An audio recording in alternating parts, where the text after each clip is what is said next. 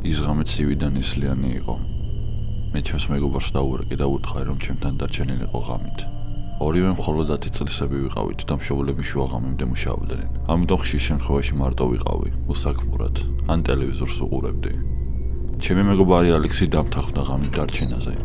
ის მოვიდა და თამაში მონოპოლია მოიტანა. მას ვკითხე თუ უნდოდა რომ მიტოვებული მეტროსადგური დაგვეთვალიერებინა, რომელიც 5 კილომეტრის დაშორებით იყო სახლიდან. მას იდეა მოეწონა და შევთანხმდით რომ დილით წავიდოდით. მახსოვს რომ მეტრო 1920 წელს აშენდა და 12 წლის შემდეგ მიტოვებული იქნა. მეტროს დათვალიერება ძალიან მინდოდა, მაგრამ მშობლებმა მითხრეს რომ იქ ჩასვლა არ შეიძლებოდა.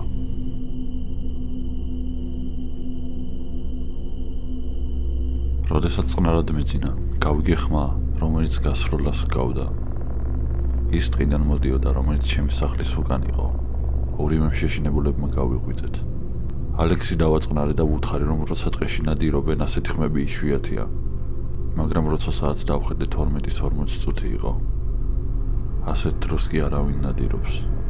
ალექსს ვუთხარი რომ ფანჯარასთან მოსულიყო რომ გარეთ გაგვიხედა, თუ ვინმე იყო ტყეში.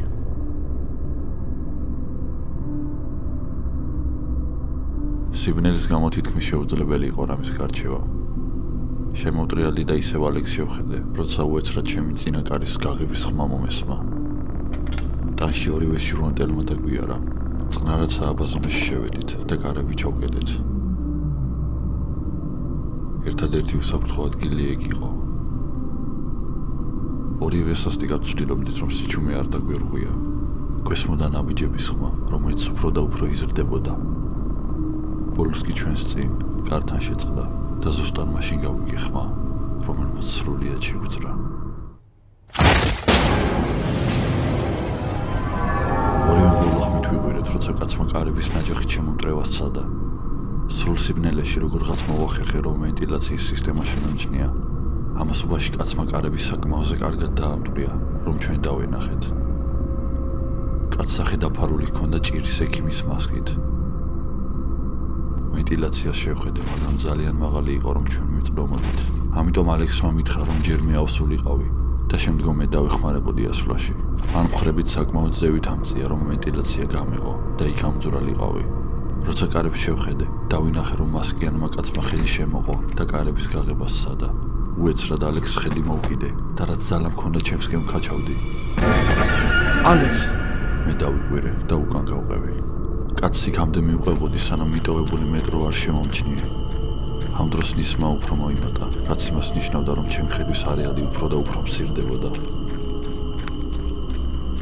მეტროს შიგნით ყინულივით ცივი წყალი იყო. ისე ბნელოდა, რომ ვერაფერს ხედავდი.